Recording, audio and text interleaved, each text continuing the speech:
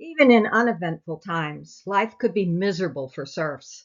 What was the really bad stuff? There were mainly three sources: battle victims from constant fighting, starvation that happened usually because of crop failures, and then pandemics, including the bubonic plague. Both crop failures and pandemics were severe during the 14th century. Let's start with war. People in the way were collateral damage. Enemy peasants were mowed down. In addition, destroying crops was a common tactic to deprive the enemy of food, the scorched earth policy. Cities were attacked and put under siege. The city's military leaders might kick out all but the soldiers. The old, the young, and the women were on their own outside the city gates. Often surrender would not happen until a substantial number of people starved to death. Pillaging and massacre were possibilities. Nothing special about the Middle Ages, except maybe the Hundred Years' War.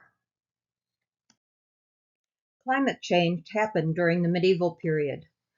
Climate cooling happened in the 6th century, caused by three major volcanic eruptions. The result was cooler temperatures for more than a century. Peasant villages normally could survive a bad harvest, but not more than two. Yep, it happened again. The 13th century was relatively warm, and then the Great Famine of 1315 to 1317 started with heavy rains causing floods and cool temperatures. Then massive famine. In addition to crop failures were livestock diseases that killed sheep and cattle. Recovery didn't start until 1322. The famines didn't stop. Records showed at least three more in England and six in France during the 14th century. There were plagues in the ancient and medieval world, as well as today's modern world. They were worse in cities, especially those with considerable long-distance trade.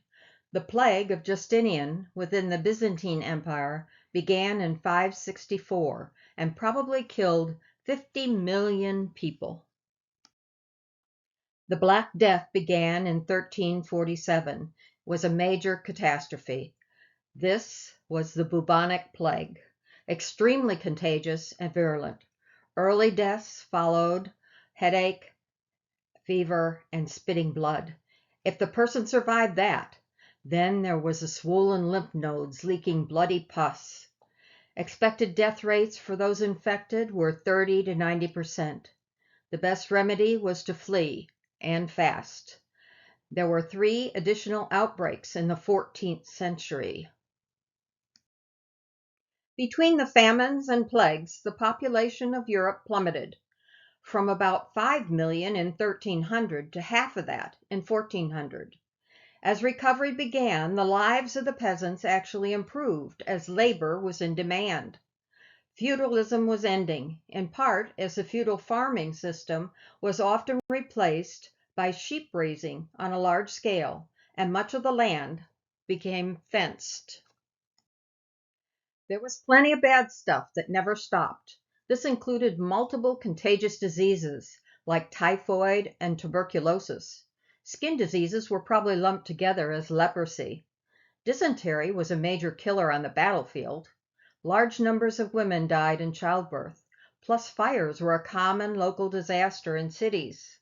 There were fire pits in every house, and the homes were made from wood with thatched roofs, resulting in massive fires. There were peasant uprisings and revolts, as the peasants were outraged at the lord's demands for more labor and higher taxes. Best known was the Peasants' Revolt of 1381, led in part by returning soldiers from fighting in France. Rebels marched on London and killed local leaders.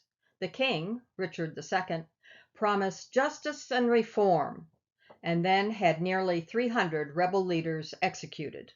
Justice denied. We'll change the focus in our next video and talk about cities. The 30 largest cities in England had a combined population of around 170,000. In other words, they were small affairs. After all, it took 90% of the population just to grow food. But there were innovations happening in the cities. Join us next time on Food, History, and Mystery as we learn more.